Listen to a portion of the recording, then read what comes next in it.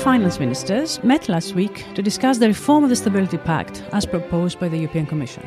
Here at Bruegel, we were asked to contribute to this discussion by analysing the long-term fiscal needs that countries will have and how well they may be able to meet these needs. How much fiscal space do countries have? What is the fiscal adjustment that countries need to do to help bring their debt positions at levels that are safe? Is the era of low interest rates and therefore of cheap finance now over? How much will we need to invest in the future, and how much of these investments will have to be met by the government? Welcome to The Sound of Economics, Bruegel's podcast series. I'm Maria Demergis, and my guests today are two of the authors of this contribution, Jeremy Zettelmeier, Bruegel's director, and Joel Darvas, a senior fellow at Bruegel. Welcome to both of you. Thank you. Great to be here. Thank you.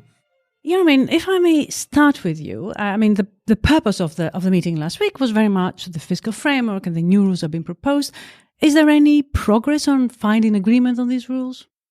I think there's a lot of progress. So the European Commission last Wednesday came up with a legislative proposal that not simply or does not just formalize its November communication, but actually goes quite far in accommodating some of the concerns of member states, particularly Germany's concerns that the original proposal provided too much discretion for the Commission, could potentially be abused, would not be vigorous enough in reducing debt. So the Commission really tried to address some of these concerns, in essence, by proposing a set of what they call safeguards that would require minimum adjustment regardless of what the debt sustainability analysis of the Commission says.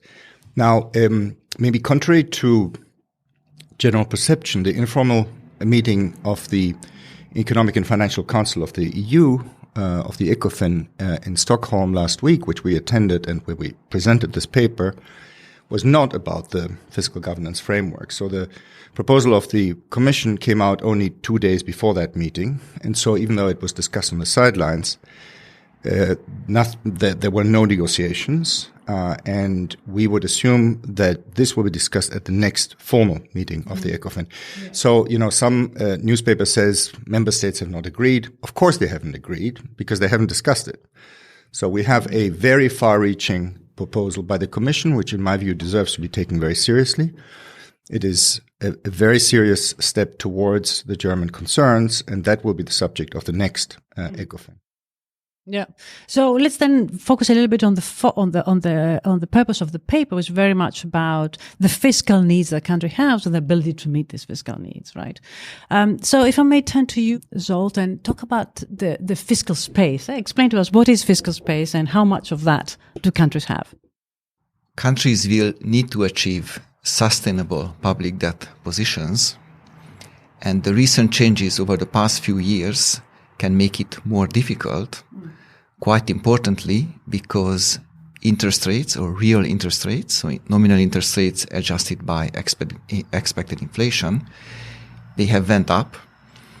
So in the paper, we had a new measure of what is the expected real interest rates in 5 years from now. We use both, market data to extract such an information. And what we found is that compared to the period before the pandemic, these real interest rates went up quite substantially. However, before the pandemic, such rates were rather negative.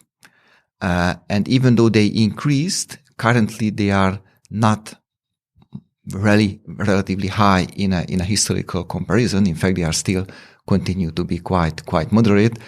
On average around 1% per year, which is not that high. And if you also look at, interest rates always have to look at in conjunction with economic growth. The long-term 5-year ahead economic growth projections were either remain broadly the same or even slightly improved, which is quite a notable thing. So the gross interest rate differential deteriorated somewhat, which will make it more difficult for countries to reduce their public debt ratios. But nevertheless, from a historical perspective, the values are not extraordinary at this stage. If I may go back a step and sort of talk about the starting position, which is the debt positions, right? Before we go into the conditions of reducing them. German, can you tell us a little bit about the debt positions of countries where we are now? And, will there be adjustments needed and how big these adjustments need? Right. So what the paper does, like Joel started explaining, is that it looks at the drivers of fiscal adjustment needs in the future. And so people typically think of the main driver being higher debt. However, if real interest rates are really low, then you actually don't need to have a much bigger fiscal effort to finance even substantially higher debt. So in the paper, we decompose the sources of higher fiscal pressures by comparing, like Joel said, 2 time periods, 2019, just before the pandemic, and then today. And so we look at how everything that has happened in the middle, which is the pandemic, the extra spending needs as a result of the pandemic, the energy price shocks, the inflation, which led to monetary policy tightening and raised real interest rates.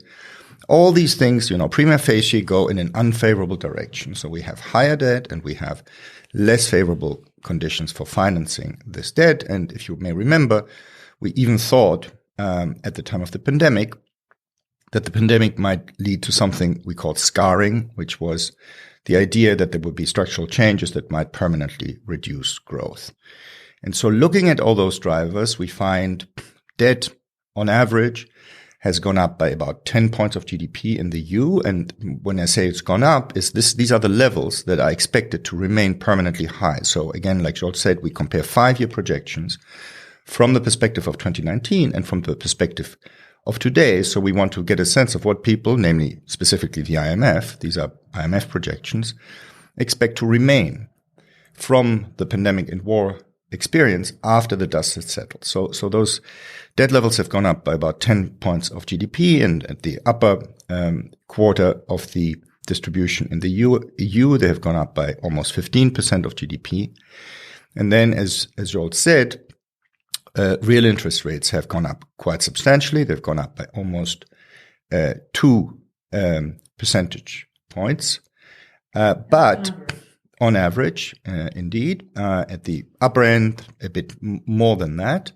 And so this is a substantial shock. I mean, this 2% is the sort of shock that we were looking at with trepidation at the time of the pandemic. But still, the starting point was very low, negative rates. And so even today, on average, real rates that are expected in the future, so this is the expected long-term rate in 5 years, they are quite low, 1%. And then the big surprise for us was that, in fact, if anything, growth expectations have gone up. So if you put all these together, what you find is that the fiscal adjustment needs in the future, so we think of this as sort of within the next 5 years or so, have gone up by about 1% of GDP or a bit less, right? So on average, if you were in a particular primary balance, so the difference between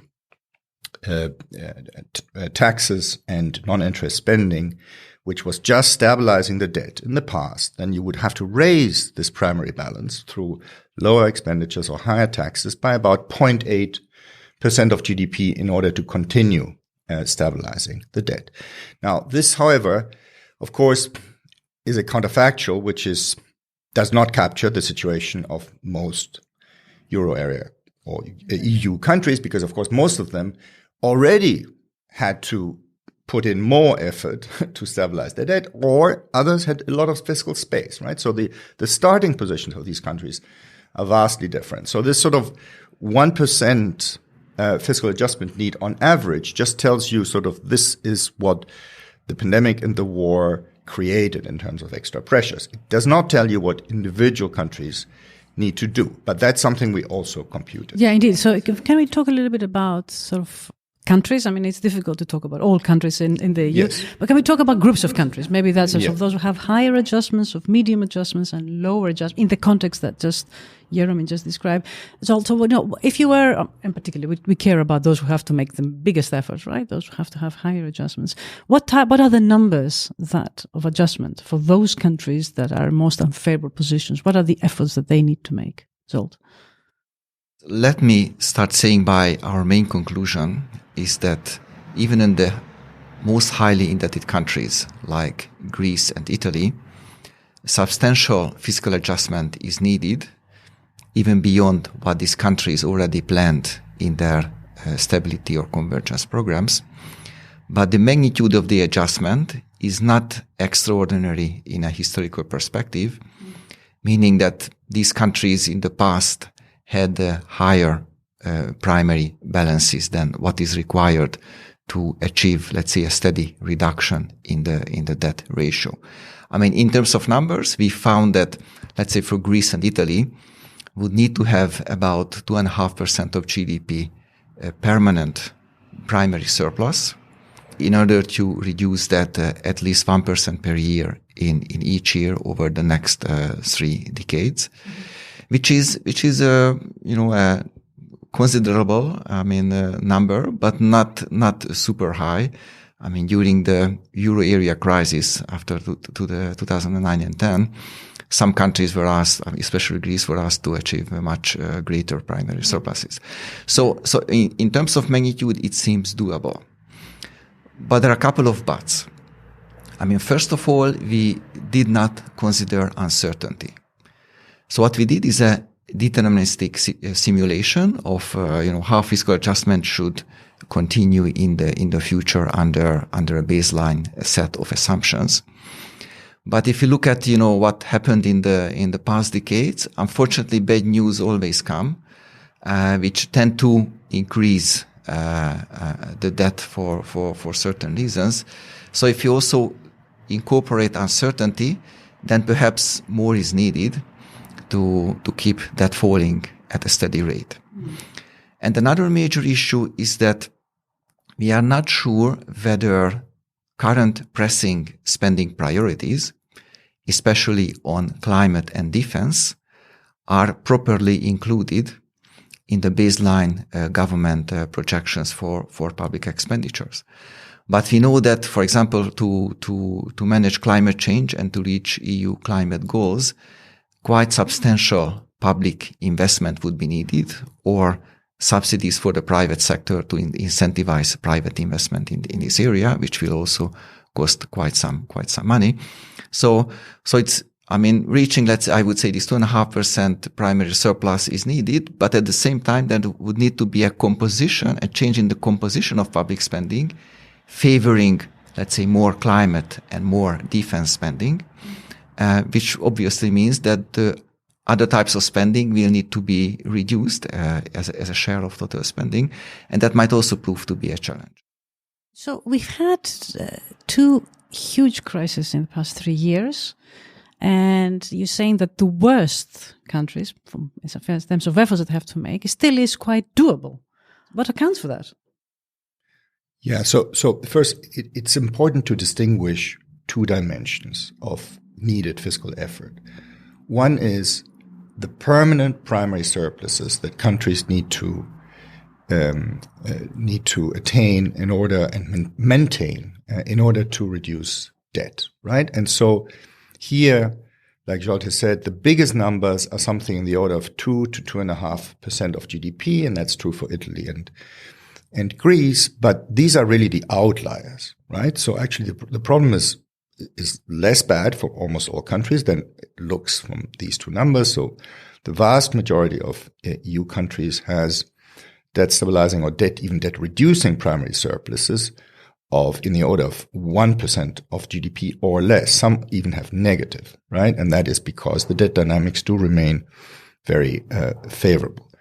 Then the second dimension is, even though these steady-state required primary balances are relatively low, we are starting from a position with very big deficits. We still have very big deficits in the EU. And as it turns out, The last available medium-term plans of countries to reduce those deficits, which are the 2022 Stability and Convergence Programs, soon to be replaced by the 2023 Stability and Convergence Programs, and we will then update our paper.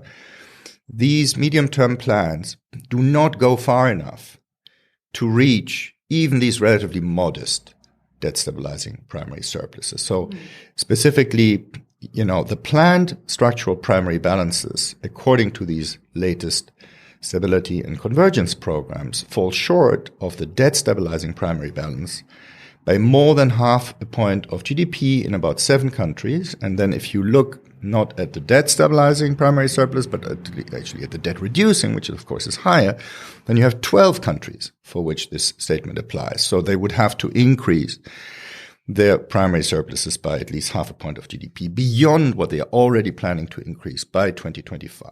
Now, the good news, of course, is they still have time to do that.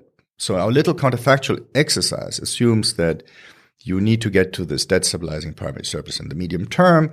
2025 is not the medium term. That's sort of next door. They still have a few years to get there, and a half point is not very much. So if you look at, say, the numbers of countries that are 2 points of GDP away from their debt stabilizing or debt reducing primary surplus, that group is smaller. There may be 5 countries in there, but then again, as Joel says, there's uncertainty. So if you factor in uncertainty, then more countries could be in there. So we have a sort of a nuanced message. And by the way, just to correct one thing that Joel said. Actually, Greece has in its baseline plans already what it needs. Right? Greece is actually an exception. So Italy does not. But having said that, Italy's baseline plan is probably outdated. And the IMF's World Economic Outlook projection actually project that Italy will not only reach, but significantly exceed its debt stabilizing and even debt reducing primary surpluses in the next 5 years. Now, whether that's realistic or not, we don't know, right? But so on both Italy and Greece, these are countries that either have plans or have, credible policy baselines, at least in the eyes of the IMF, that will get them there. So for the most part, this is kind of good news. So yes, we will need to see more fiscal effort than is currently planned in the EU, but not a whole lot. And indeed, the IMF thinks that, several of these countries will do it. And then the IMF is much more skeptical on other countries like Belgium and France, where they argue they will not get anywhere near what is needed. And we will see, right? So we will also have to see once they produce their revised stability plans to what extent sort of our message and perhaps the IMF's is already internalized in those plans. But like Joel said, none of this takes into account this very high spending needs that comes from defense, that may come from climate investments, which we think for the most part is not incorporated into these fiscal baselines yet. Yeah. So we need to talk about sort of the future in terms of investment. Is before we're there, I think the issue of uncertainty is important. It's not easy to think about uncertainty. You just have to think about different scenarios. So interest rates are going up, but real interest rates are still very, very negative. Given the inflation rates that we are thinking about. Georges, you started your introduction by talking a bit about the interest rates. Tell us a little bit about how countries are going to service their debts as nominal interest rates are going up. And what is that going to mean? If those interest rates will be going to be sustainably high for the long term, what would that mean for any of the, actually, I don't think very, good story that you're telling, good in the sense that it's not terribly pessimistic, despite the big shocks that we've seen. Let me start with the good news for the medium term, namely that during the past couple of years when interest rates were very low, several countries extended the maturity of their public debts. Namely, they, for example, when interest rates were 0, they borrowed a lot for 10 years or 20 years, which means that until the existing debt matures, countries on that portion of the debt, countries will continue to pay very, very low, close to 0, in some cases even negative interest rates. So the current recently higher interest rates only influences the new borrowing that countries are actually doing, and it will take quite a long time until public debt will fully reprice, and during that period EU countries will greatly benefit from the low borrowing costs that they did in the past. And certainly we see that in the simulations that this is a very powerful impact, and for many years it keeps interest rates at a relatively low level. Now the main issue is what will happen with interest rates in the more medium and longer term, and that's very difficult to speculate. There are also different views, like there is a Blanchard-Summers well-known debate on whether interest rates will go back to the low level or stay at where they are now. And certainly we did not want to take a stand on that. I mean, factors which contributed to low interest rates in the past could return. I mean, such factors, for example, include demographic issues like, longer life expectancy creates more savings. Also, a couple of emerging countries still have very large current account surpluses, and they plan to invest that into high quality assets, which lowers the nominal, at least the nominal saving rates. On the other hand, in the past, investments was relatively low, at least in advanced countries. And we know that, interest rate is somehow the result of savings and investment. So if savings is high, investment is low, then the real interest rate can be low. Now, looking to the future, the situation might change. For example, China does not have a big current account surplus anymore. Yet, certainly this does not reflect in a big change on the global excess savings. Secondly, if you look at climate investment, that might require quite a lot of investment into new technologies. Also, some of the old brown technologies will need to be scrapped even before their service life ended. So in fact, investment needs might go up. There are also some indications that the labor is getting into more powerful situation. In the past, with high inequality, a larger share of income went to the super rich. We'd save more. If inequality would reduce in the future, then more income would go to the middle and lower classes, which tend to save less and consume more.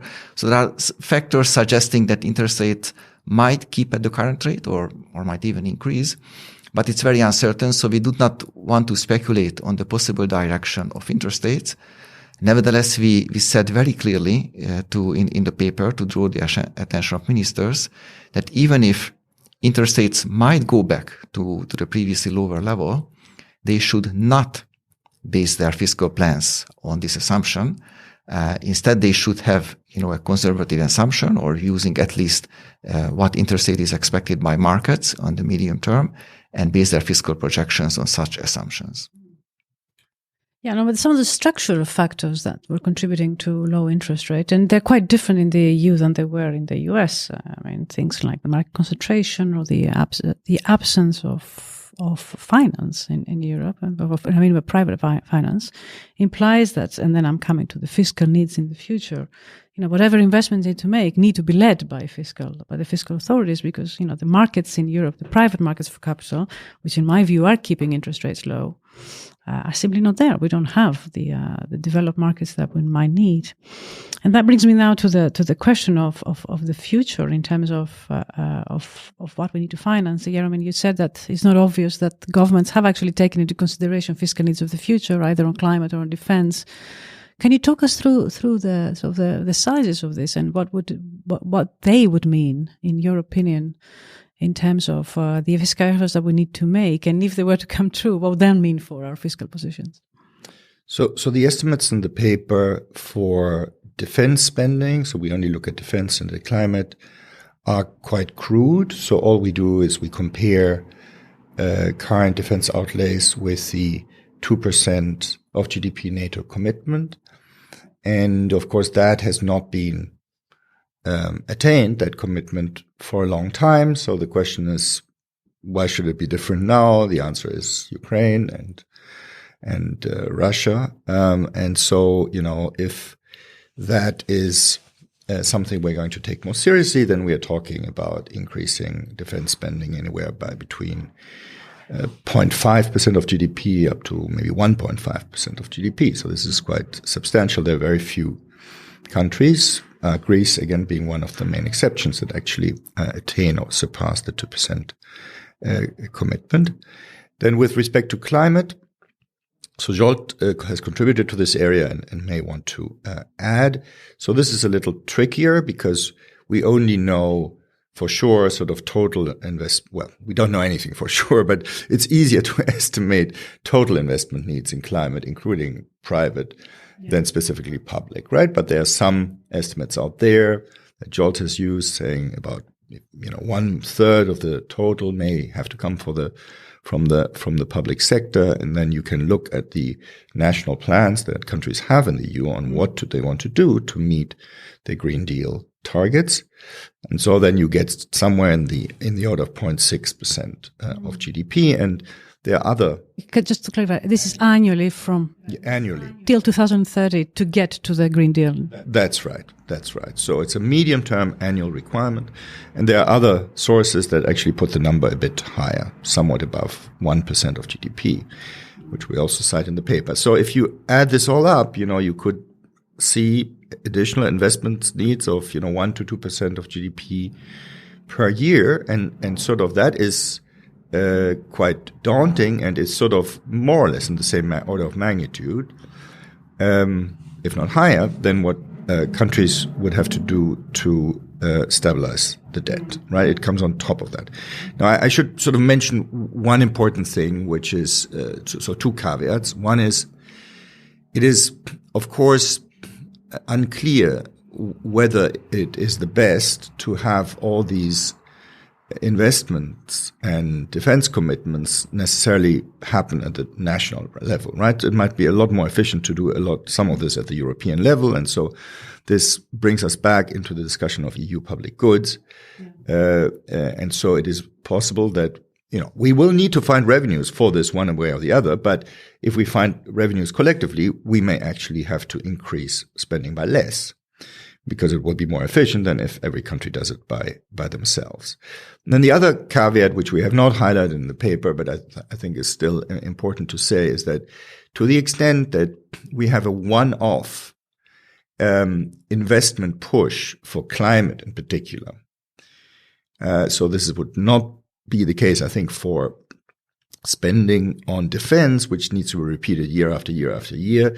But if we are talking about, spending, say, 10 points of GDP on climate investment over the next 5 to 10 years, of course, this is also something that could be done simply through higher debt, if we at the same time have a very credible plan to reduce the flow deficits and generate those primary surpluses that we need to stabilize the debt, right? So the primary surpluses that we need to stabilize the debt in the order of, maybe 1% of GDP for most countries or a little less, if we manage to create a system, including through fiscal rules, the topic we started off with, that credibly, permanently produces those surpluses, whether you then have an extra 10 points of GDP in debt that you have taken out to finance investment in climate isn't going to break the bank. I mean, this is something one can, in fact, finance with higher debt. What one cannot do is to continue pushing up debt year after year after year in order to make these investments. But a one-time investment push could, of course, be debt financed. Can I add? Yeah, of course, please, yes. At a point, again, referring back to the new economic governance reform and the fiscal rules. So what I would like to add is that if it will be passed, then we will have much more information on all kinds of climate and other plans, because at the heart of the Commission's proposal is a so-called fiscal structural plan. And this plan does not only have to explain, what, the fiscal developments will be in the years to come, but they also have to explain how national spending and reforms contribute to EU goals, including climate and digital goals and the European Pillar of Social Rights. But from the perspective of our discussion at the moment, so we have a greater clarity on how much climate-related spending governments plan to do in the next 4 to 7 years if this government's reform proposal would be adopted. And that will certainly help us also researchers to assess whether what countries plan, for example, to do for climate change, whether that is enough or whether more will be needed to meet the EU climate goals. I think the interesting thing here is, how much do we actually need, whether it's justified to finance with debt, and whether we should, something that, Jeroen, you started talking about, whether this debt should be mutualized. Yeah, this is what you just announced. So for some countries, the ability to rely on debt for financing those needs is easier than for others, right? And also, you have often talked about how easy the temptation when you have to cut, you always cut on investments in the future. So, the first thing to go is really your long-term plans about something that doesn't have an impact on today. And I think we all agree that the urgency for doing something on climate is there. And yet it is the first to be cut if the uncertainty materializes, right? So, Jeroen, you talked about efficiency gains to be had. I mean, these are certainly economic efficiency gains, but how easy is it to persuade others that, economic efficiency gains should really be reaped? And actually what I'm talking about really is the political will to do something like that. What type of arguments would convince the political establishments of this world that this is worth pursuing? Well, we would need to make an argument that, common European objectives should be best pursued at the common European level, and that this makes sense because it makes it actually cheaper to do it.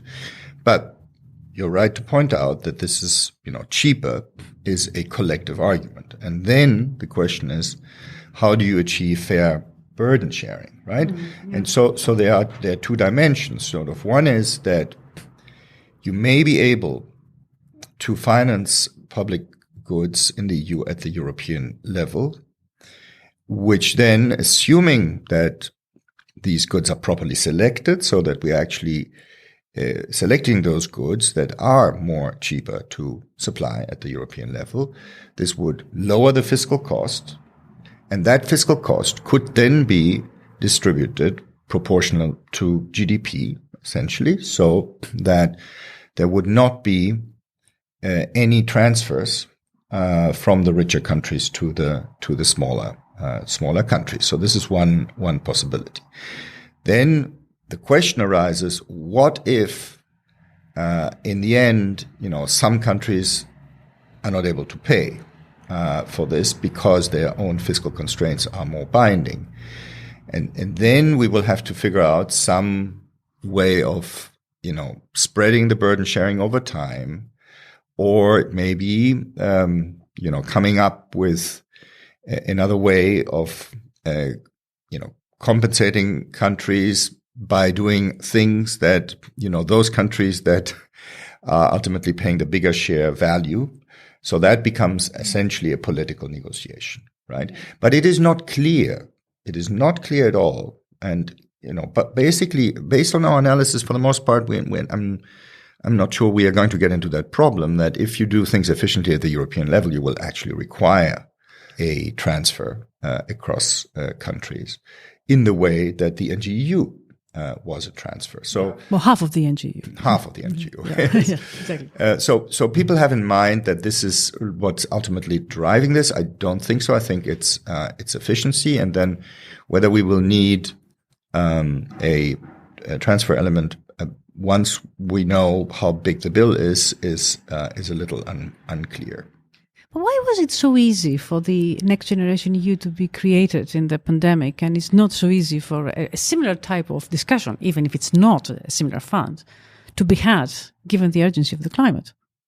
Well, from a both a legal and political view, the fact that these were spending needs that could be directly related to an economic disaster that was exogenous, that was not the fault of anyone, made it a lot easier. It also, not only because those that ultimately are receiving the money were innocent, right? So this is not a compensation for past fiscal sins, which is, of course, what has been be the big barrier, right, to mutualization and transfers within the EU in the past.